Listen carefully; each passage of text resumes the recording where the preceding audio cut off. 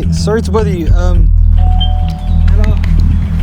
Is the homeowner here? We created a channel where like we essentially ask people in lovely homes what they do for a living. Better leave. All But right. I'm going to get security. What's going on, persistent people? Welcome back to another video. We are at one of the wealthiest areas in all of the UK, in southeast England, Surrey, where there's mansions here and houses worth multiple millions of pounds. They're insane. But we are going to be seeing if these people want to speak to me and give us some business advice and tell us how they built their fortune and how they managed to live in such wonderful homes. So I hope you guys enjoy this video. Let's get it cracking. Come on. Alright, right now we're actually on our way. You can already kind of see on the streets what kind of environment you're entering. These properties are gated and like the houses are large and extravagant. I mean, it's crazy people live in these. On the way there, we were having a few discussions on how we thought the day was going to go, and we were making a few predictions. My prediction, honestly, was that maybe one person max was going to answer. But, you know, my friends had a little bit more optimism than me. Alright, what's everybody's predictions? Because so far, we were talking, right? We were talking about like how many houses we think people are actually going to be willing to answer and like speak to us. And like, if anyone's even going to. Like, there's a lot of doubt in my mind right now, I can't lie. What are you guys thinking? We've got a driver here. Hi guys. To be fair, it is a Sunday, and it's like, what, like 1 p.m. on a Sunday right now? So we're hoping people are at home, because Sundays are days I think people just chill. What do you think? Yeah, usually I have seen like a lot of people there are with their families and stuff. So I'm saying like we probably could get like at least 2, maybe 3 if we're lucky people. But I will expect a lot of rejections as well. Yeah, I think it's a numbers game at the end of the day. I think you just have to keep approaching people, and the more people you approach, the better your chances. It sounds dumb because it doesn't change the probability, but the more people you approach, the more likely you are to get yes. There's a lot of these wealthy people, they have like servants who open the door for them, so that might be hard to deal with. Some people might just turn us away from the gate, and I actually think some people might just not even be at home. Some people own these homes and they don't even live there for like most of the year because they have that much money. It's insane. On the way there, we were actually met with a slight delay. We were put in traffic by a horse on a carriage holding up, I mean, rows of cars. There must have been at least 24 cars. Every car was just almost met at a standstill. By the time the horse had finally gotten out the way and made a turn, it was time to put our foot in the gas and get serious about this and start the video. All right, guys. As you can see, we've pulled up. This is actually a private estate. I mean, I think the average house price here is like 2 million or 5 million. It's something insane. We're gonna see if we can ring on some of these doorbells. And that's exactly what we did. And to our surprise, we actually got a response from the first home. But it wasn't quite the interaction we were looking for. Right now, we are on our way to the first house. We're gonna see how it goes. I mean, the house looks magnificent from what we saw. And we're just gonna ring the doorbell and see if you'd like to talk to us. Come on.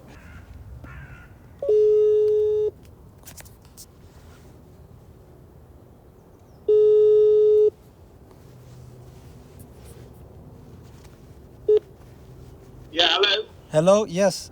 We're university students, and we created a YouTube channel where we did a project asking Can't hear you. Speak up clearly.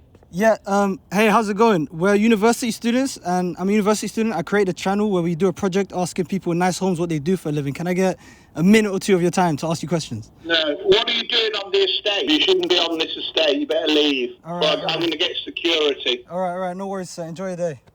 Just ya. move off the estate.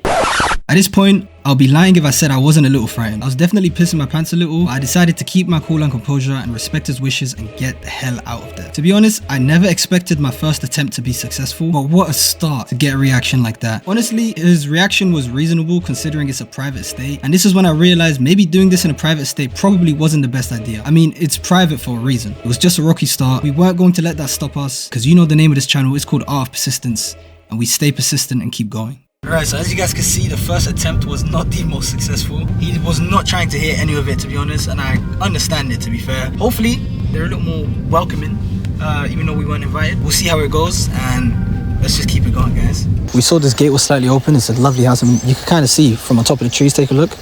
But we're going to try this house. Let's see how it goes. Hopefully, they're a little more positive. The gate is already open, but we're not going to enter. We're going to ring it still.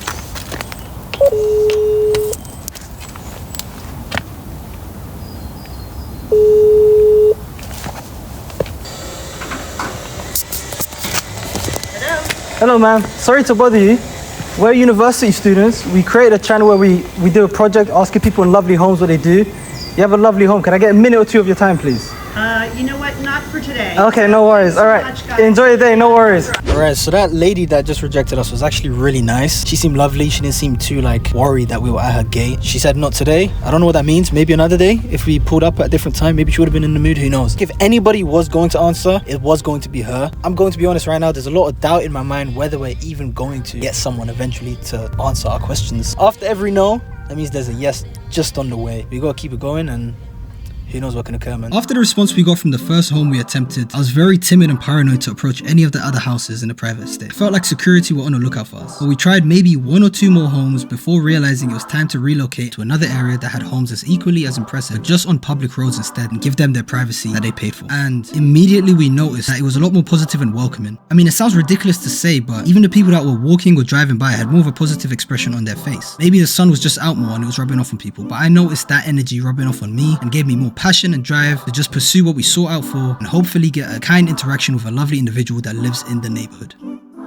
One thing I'm noticing about like these houses is that they're magnificent, but their cars just aren't that extravagant. Like, it's interesting because you know the properties are worth like multiple millions, like tens of millions, but then you see their cars and they're driving like a Volkswagen Polo. It's very modest what they drive. You'd expect them to drive something a little more extravagant in the driveway, you know, something like a Ferrari or like an Aston Martin. But it's interesting because one of my friends told me a lot of these houses actually have like driveways that are elevators and they lower into like a lower floor garage, which is insane. So that's maybe where they have the more expensive cars, who knows.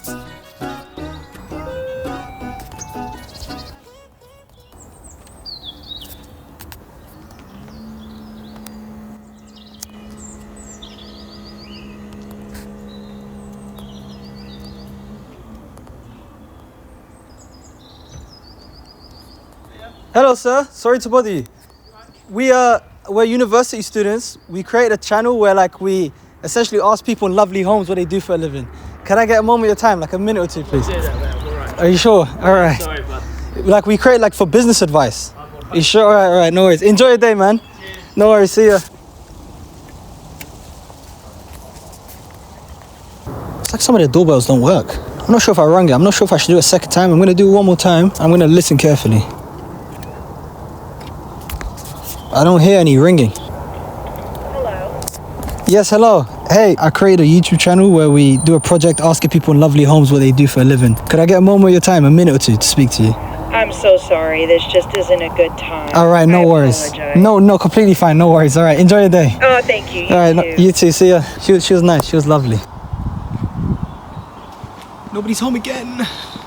There's a lot of them you're gonna get when nobody's home. The main issue we ran into with this video was nobody being home over and over and over again. I mean, it was almost as if like people just weren't bothered to answer the doorbell or just nobody was home this day. Some of the mansions we attempted, the property owner wasn't even there, and we were met with their children, or even in one occasion, their dogs ready to protect their home. I'll be very honest, guys, by this point of the day, I was very concerned that nobody was going to answer us and that the entire day was going to be a waste. I started questioning everything. My mind started racing, wondering if I am approaching wrong, if it's my outfit, if I picked the wrong day to do this. I mean, the nerves were up and the suspense was killing me. I never let it get to me though. I know it was hard to ignore the doubts, but we just kept it going and we had hope.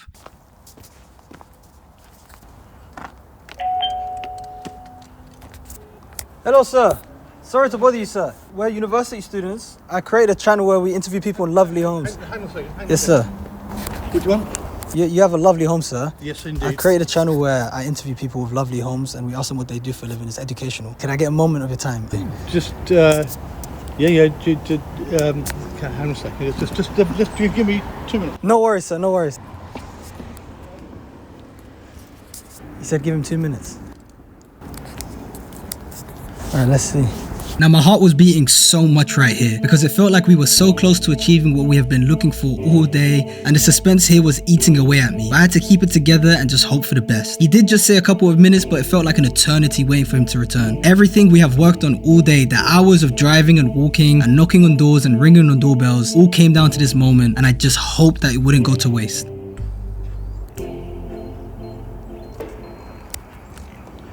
Right. How you doing, man? Open it over the gate. Thank you very much. So what's this channel going on? So it's called Art of Persistence, Okay. and it goes on YouTube, and like we essentially just ask people for business advice. No, So I've seen some of these things before done Yes, in the US. Okay, so you asked me to. Do you want me to face the camera or? I mean, it's fine. However way you want to, man. You tell me what to do. It's great. I mean, could we come a little further Sure, into the sure, driveway? yeah. Thank you. Yeah, come inside. Is the shot good? Decent? Well, you have a lovely home, first of all. Yeah, thank you I'd so much like to indeed. congratulate you, man. Right, that's very kind of you. Yes, Thank you. and I was just wondering, like, what do you do for a living to be able to afford such a lovely home? Well, I'm now retired, or more or less retired. I finish work at the end of this coming year. I used to work full-time in the city, but now I'm substantially retired. And what did you do before? Well, I worked in the city as a consultant. Were you a consultant? Yeah, I used to advise companies that were in financial difficulty. So since you're probably an expert on like understanding companies' finances, what do you think causes a lot of businesses to be in financial trouble? I guess the answer to that is that people don't actually, they have the ideas, but don't necessarily have the capability to translate what are great ideas into companies that can make profitability. You need resource to do it, you need finance, you need management capability. How would you recommend to companies, let's say people are starting out, new entrepreneurs, when it comes to hiring people, what do you think they should look for? Look for people that you get on with, and look for people who have both creative and who've got the capability to work hard. Just pick people carefully, because if you pick the wrong person, it's very difficult to then to get rid of them. I've heard people say the saying a lot of the time, it's not what you know, it's who you know. What do you think about that statement? That's actually, I'm afraid, quite important. I think a lot in your life, your career divides itself into three parts. The first part of your life is it's what you know. The second part is how to tell people what you know. And the third part is then who you know. And let's say, right, hypothetically speaking, we could go back in time and you could speak to your 20 years old self right now to be in front of you. What would you say to that young man? That's a really good you can question. take a moment, think about it. Yeah, I'd say never forget the advice I was given by my mother. She said that there are three things that determine your success in life. One is your ability, the second is your ambition, and the third is your application. Keep those things always at the front of your mind and you'll succeed. Because I'm a university student, right? And a lot of people pick a degree they choose to go down, and they have to usually struggle and pick between passion and money. What would you say to those young individuals that may have a passion, they don't really see where their money can come from down the road, but then they see another degree where they say, I could just go down this road and do it just for the money? What would you say? If you'd asked me the same question when I started work, I'd have said, do what interests you.